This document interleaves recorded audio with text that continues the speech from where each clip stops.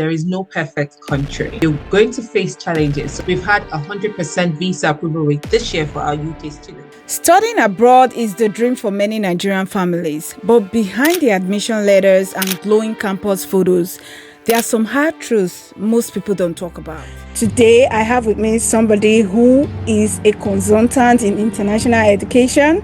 She has been doing this for so long and she has helped so many families to navigate this journey. Thelma Bajowa, founder of TJB Synergy Education Worldwide. Thank you. Thank you very much. I appreciate it. Thank you. You're very welcome. Can you tell us a little about yourself and what you do before we dive right in? Sure. Thank you. So my name is Thelma Bajowa. I am the founder of TJB Synergy Education. We are an international education consultancy headquartered in London, and we do have a presence in Nigeria as well as Canada, Vancouver. And what we do in a nutshell is to assist prospective African students gain admissions into top universities that we're partnered with, and not just getting you the offer letter, but also helping you through the visa stage and settling into your new country. We have helped hundreds of Nigerians, Ghanaians come over to study in the UK and Canada. Today, we're going to be talking about the price of studying abroad, the pressure of the parents and the students get into while they are preparing to study abroad. See, this is not just about getting the admission or getting the visa. Yeah. We want to talk about the hard truths that you don't really get to hear about this. Most people that are in the education space, they talk about how to get visas and all that, but that is just the beginning.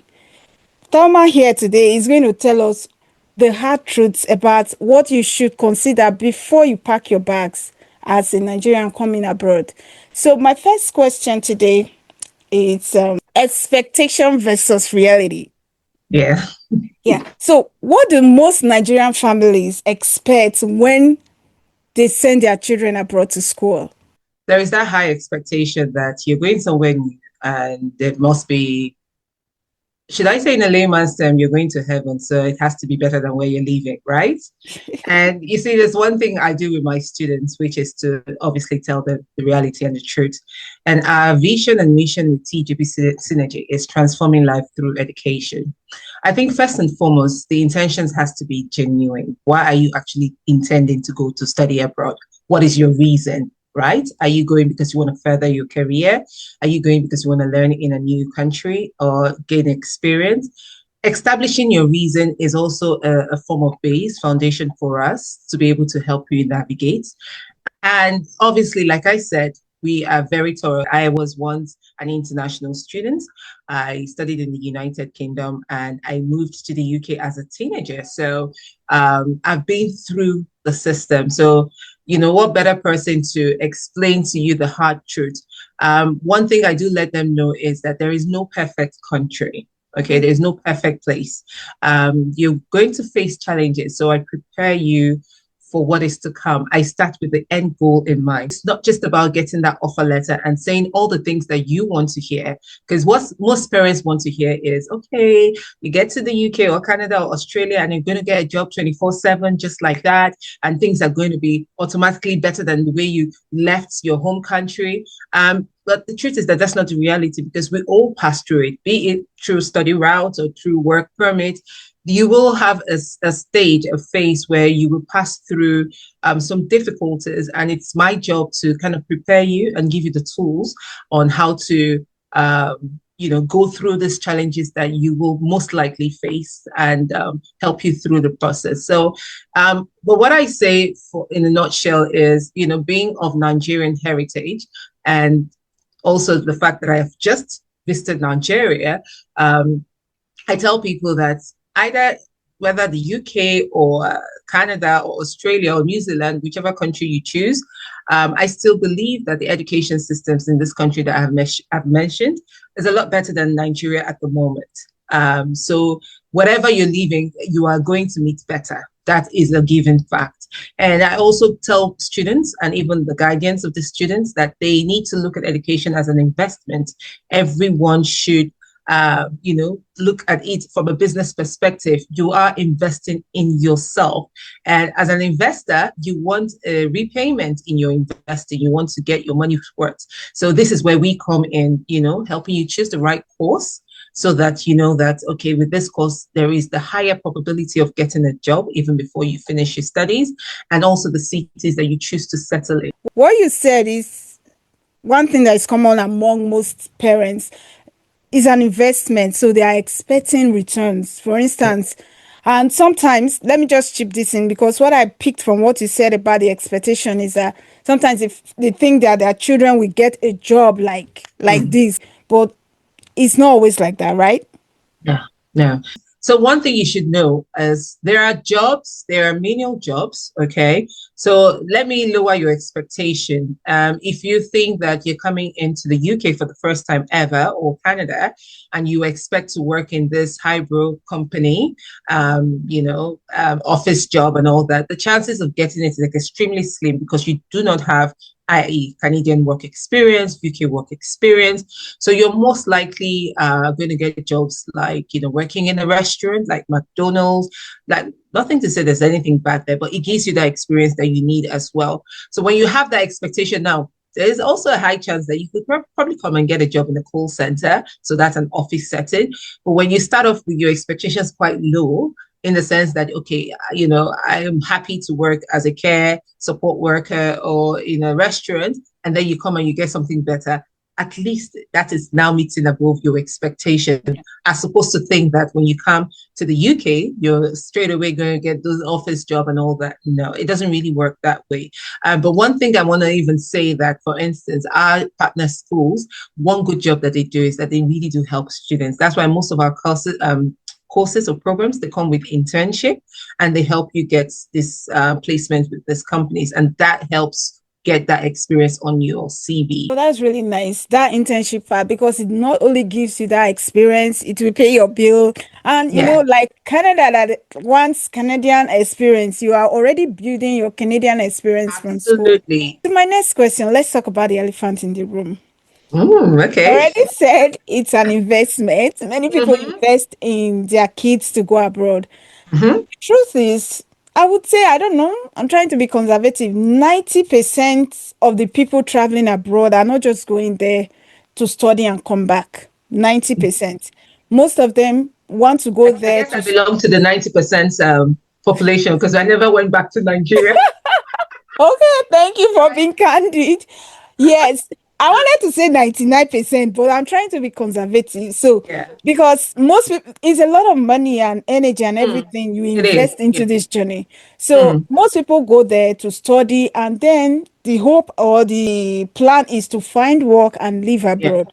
Yeah. Now, with all these caps, we're seeing in the UK, we're Mm. seeing it even in Canada and the US. I know your market is mainly Canada and the UK for now, but with Yes. all these caps that we're seeing in these countries, do you still Mm. think that's a realistic dream?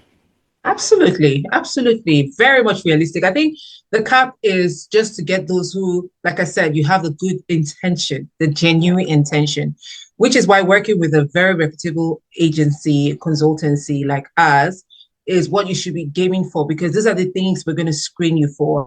We're going to ask questions, when we're packaging your application.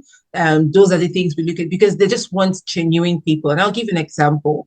The last couple of years, there's been an increased rate of international students. And by the way, not just African international students.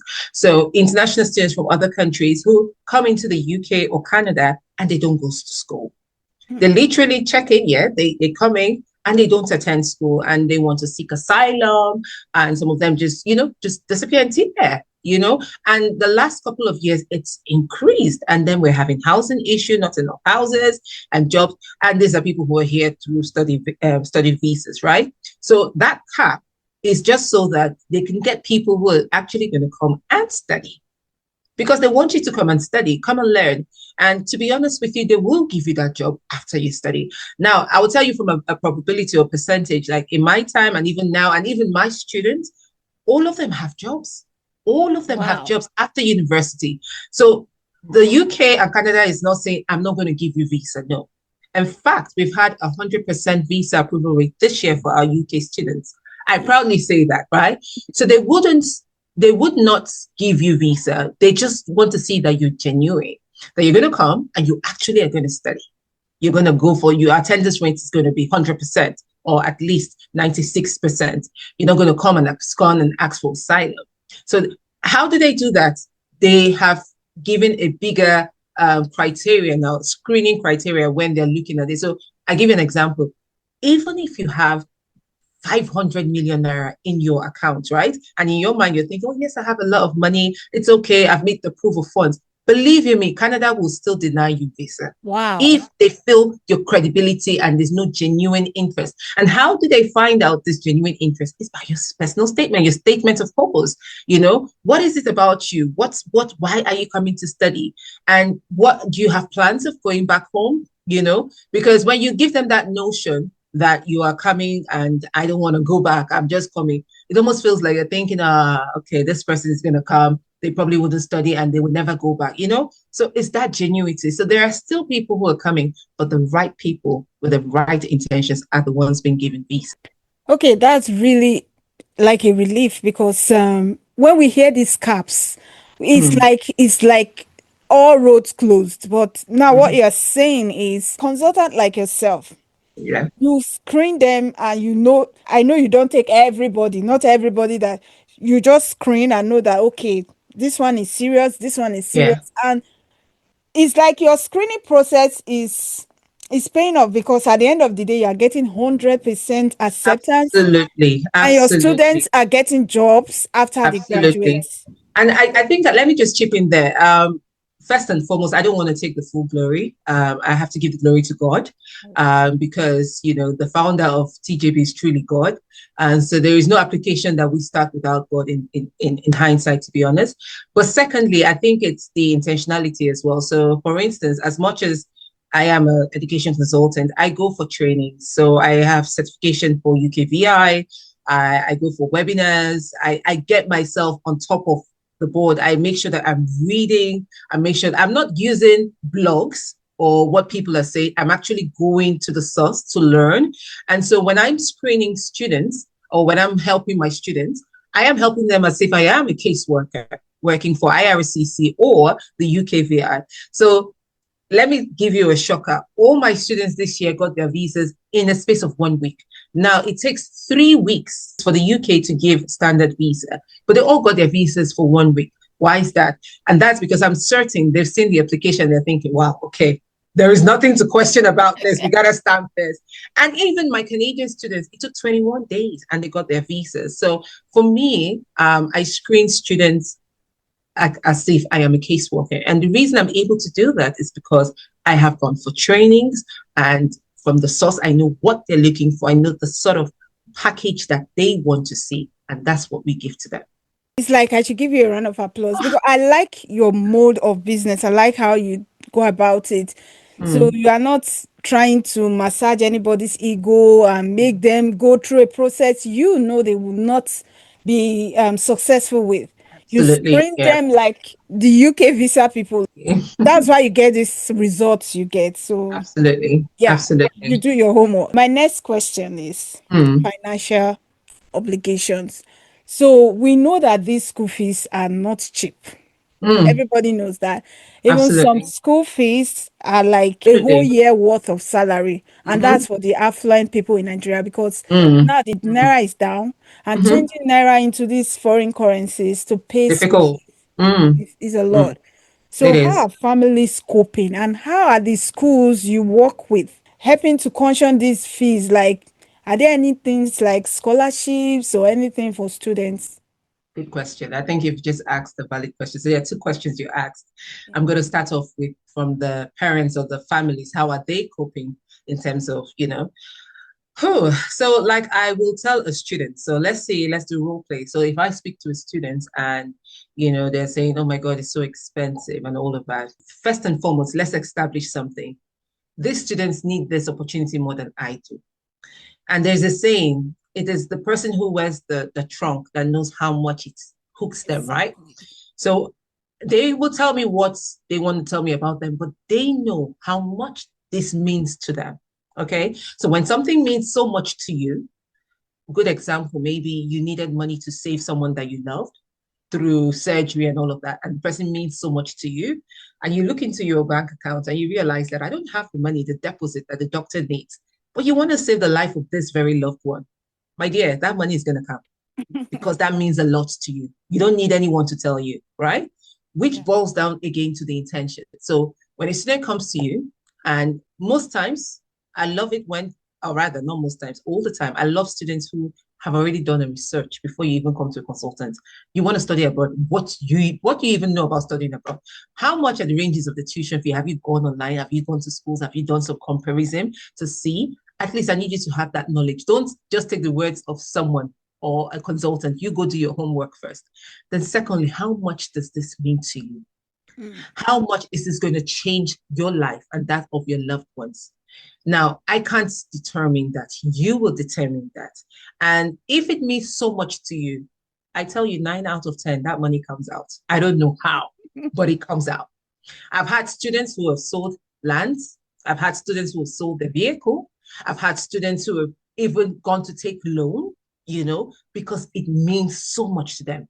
What I would not do is to tell you how to go about it, because right. I look at it as like a war, right? You're going to a war. I'm not going to tell you how to fight. I would give you the tools, but you need to be hungry. You need to be way more hungrier than any other person. And that, now I'm not telling you to go steal. No, we don't want stolen money. Of course. But how do they come across that money? And you see, most people that I've worked with, they started the journey about going abroad maybe 2 years ago. They started thinking about it.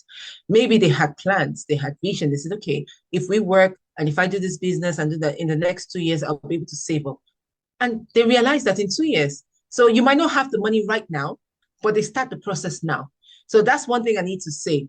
That you don't have the money in your account does not mean that you shouldn't start the process right now. Oh. You can start speaking to a consultant. Start, finding out information. Okay, what would it entail? Like some people now, they just have HND. And most of our universities require you to have a bachelor's. Okay. Now, if you don't speak with a consultant, how would you know that this is what is expected? So it doesn't cost anything. Like with TJB Synergy, it doesn't cost anything. You can speak with us and then we're going to put you through. Now, over to the school, you asked me, how do they help? Yes, we do have scholarship schemes. Like for instance,